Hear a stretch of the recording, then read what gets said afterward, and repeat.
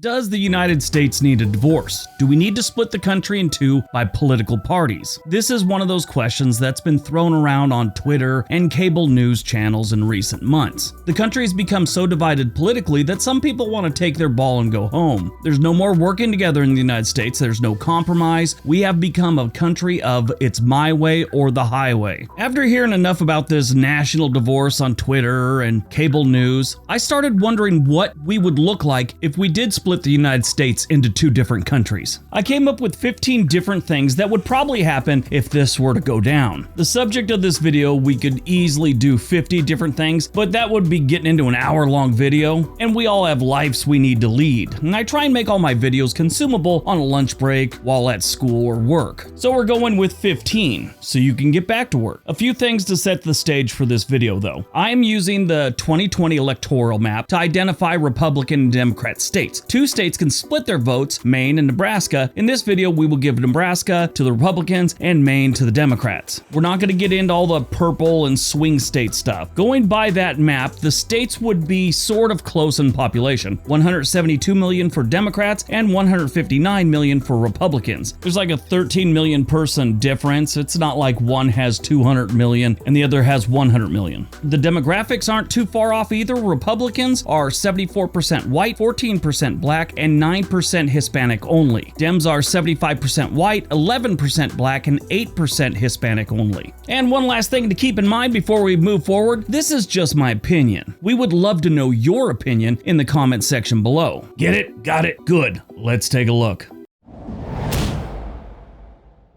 Number 15, the borders. Border controls would be established between Republican and Democrat states to regulate the flow of people and goods. Now, theoretically, they could also break off into their own state borders and things like that in each one of the countries. So since we don't have a lot of border crossing within the United States, this could become a problem of setting up border crossings and actually closing down some roads so people couldn't just drive back and forth from one country to the next. You would have to hire and train new border patrol agents and pay for them. Federal government's not paying for that anymore.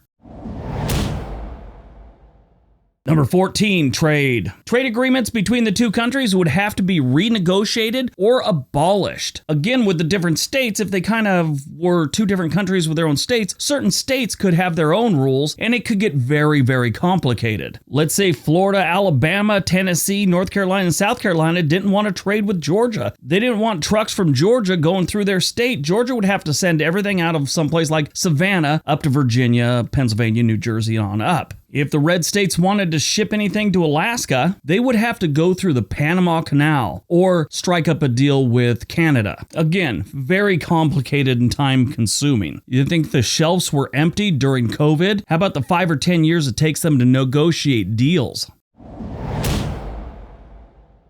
Number 13, science and technology. The two countries might have different attitudes towards science and technology, with one country prioritizing research and development more than the other. Now, this could lead into a couple different problems. Now that we're adversaries, so to speak, maybe we're friendly, but economically, we're kind of adversaries. Silicon Valley's not going to share all their cool tech with another country. Now, this goes for a lot of other things that we'll talk about later, but science and technology, this would be a big one, and the amount of things that we come up with and the innovations that we make as a country would definitely slow down because of this. Number 12, military alliances. The two different countries could have different foreign policies and military alliances. One case that I could definitely see happening is Canada. Democrats tend to be considered liberal. Republicans tend to be seen as conservative. Canada right now is a very liberal country. If the two American countries had a little tiff, who do you think Canada's going to side with? But I mean, that could all change in one election cycle or two, but this would create other problems. Maybe Texas strikes up a deal with Mexico and now can reach the Pacific Ocean. Just more negotiations, and now it's with other countries.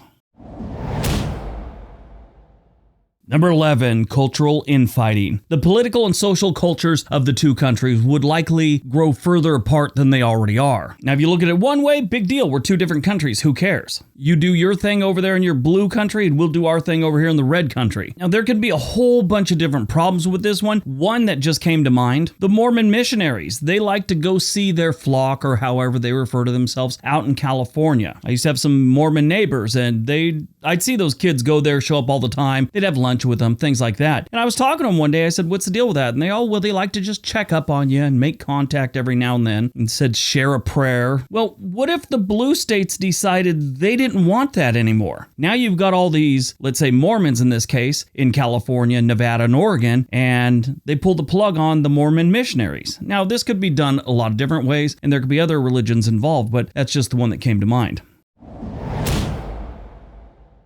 Number 10, immigration. Yeah, this could be a big change. Let's say Texas finally gets to build their wall they always wanted. Well, the first thing is they got to pay for that wall. Federal government's not footing the bill anymore. Let's say they do. They can't run that border wall across New Mexico, Arizona, and California, so they could still come in and just cross over from New Mexico into Texas. Are they now going to build a border wall with New Mexico? Is one country going to, let's say, stop people seeking asylum, like no more asylum seekers? Now they're going to have to go over to the other country, which will create a problem with that country, of course, which will lead to political friction. Number 9, travel requirements. Now think about it. You travel between two countries, there's a bit of a hassle there. Now we talked about the border patrol and all that stuff, but think of all the things you need to go through just to be able to go to another country, like getting a passport, getting a visa, and of course, like we mentioned before, border checkpoints. No longer will you just be able to grab the whole family, get on a flight in Los Angeles, head to Abilene for your Aunt Ruth's 82nd birthday. You got to make sure everyone's got a passport. Number 8, environmental policies. The two countries might have different environmental policies and standards. This doesn't sound like a big deal. You do your thing, we'll do ours. It's not that simple. A lot of the state borders in this country are rivers. Let's say Illinois and Wisconsin are really concerned about what's being dumped in the Mississippi River. Well, Iowa and Missouri might not care. Now, there's scenarios like this that play out all around the United States right now. So if they did this, you're talking a lot of negotiations and a lot of compromises. And if you don't have negotiations and compromises, you're going to have more friction. Number 7, sports. Republicans and Democrat states might compete against each other in international sporting events like the Olympics. No longer will we have the dominance that we've had in most Olympic sports. We'd probably become two of the mediocre countries in the Olympics and let's say the Pan American Games. That's not as big a deal as a lot of the other ones on this one. I just thought it was interesting. Number 6, the dollar. The value of the dollar in each country might fluctuate differently based on the economic policies and international relations. Like the Olympics, we're not going to be the top tier anymore. The dollar or whatever currency these two countries used would definitely take a hit.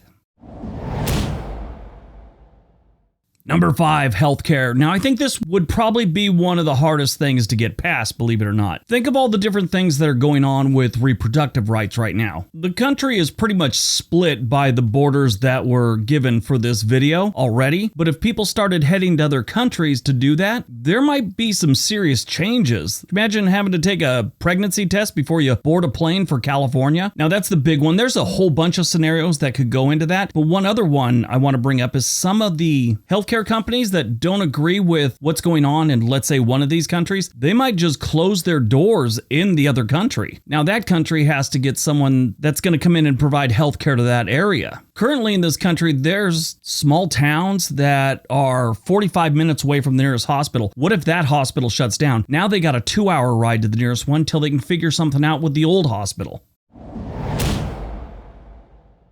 Number 4, education systems. This is another one that has the potential to get very sticky. For fiscal year 2023, the Department of Education had $102 billion that they distributed to all 50 states and territories for education. So where's that money coming from? This probably isn't a big deal in some place like Florida or Texas. They could afford that. They're not paying those taxes, the federal government. They can allocate some money for education to their state. But you've got a lot of states that don't have the budget for that type of stuff. Mississippi, Oklahoma, Alabama, probably Nevada. On top of that, there'll be new standards, different things will be taught. It'll be a mess. Not like our education system right now is anything short of a mess. It'll be more of a mess.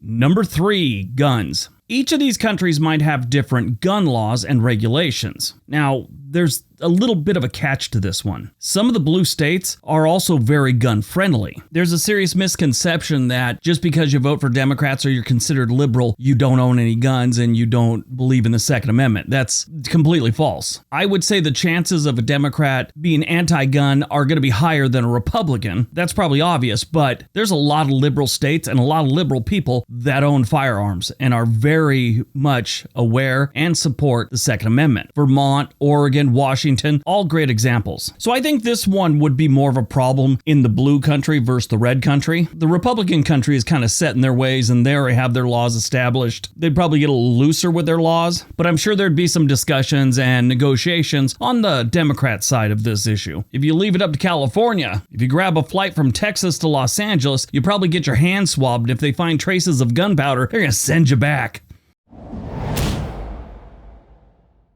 Number 2, LGBT issues. Now, if the United States splits in two, these two countries are going to have different attitudes towards social issues such as transgender issues, gay marriage, drag shows, whatever the case may be. There's obviously going to be a divide here, and there kind of already is. Pretty much all the red states that would make the Republican country in this video have made it very clear they're not on board with any of those things.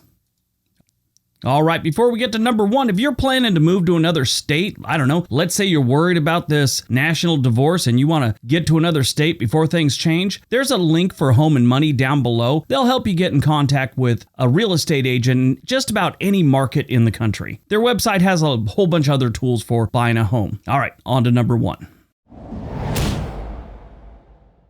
And number 1, the economies. The economies in these two new countries are where you're going to see the biggest difference. I'm going to name the top 10 economies and which country they'd go into. Number 10, Washington State. It would be in the blue or Democrat country. Number 9, New Jersey, again blue or Democrat. Number 8, Georgia, blue. Number 7, Ohio, red. Number 6, Pennsylvania, blue. Number 5, Illinois, blue or Democrat, whatever you want to say. Number 4, Florida. Number 3, New York. Number 2, Texas. And number 1, California. California alone almost has a bigger economy than Texas and Florida put together. So 7 of the top 10 states would be in the Democrat country or blue country, while 3 will make it into the red. And when you look at the states with the lowest economy, meaning they're adding the least to the pool of money for their new country, you got Vermont at number 51 because they count Washington, D.C. in this. So that's a blue one. Wyoming, red. Alaska, red. Montana, red. South Dakota, red. Rhode Island, blue. North Dakota, red. Maine, blue. Delaware, blue. West Virginia, red. Now, if you added up all their GDPs, the blue states would have a GDP of about 16 trillion, while the Republican country would have a GDP of about $9 trillion. Bit of a difference. I mean, both sides have some states that are dead weight and they could probably do without, but the red states got their quota and a little more. All right, if you thought there's one we missed, something you think would be a big problem if our country split, let us know in the comment section below. All right, everyone, have a great day. Be nice to each other.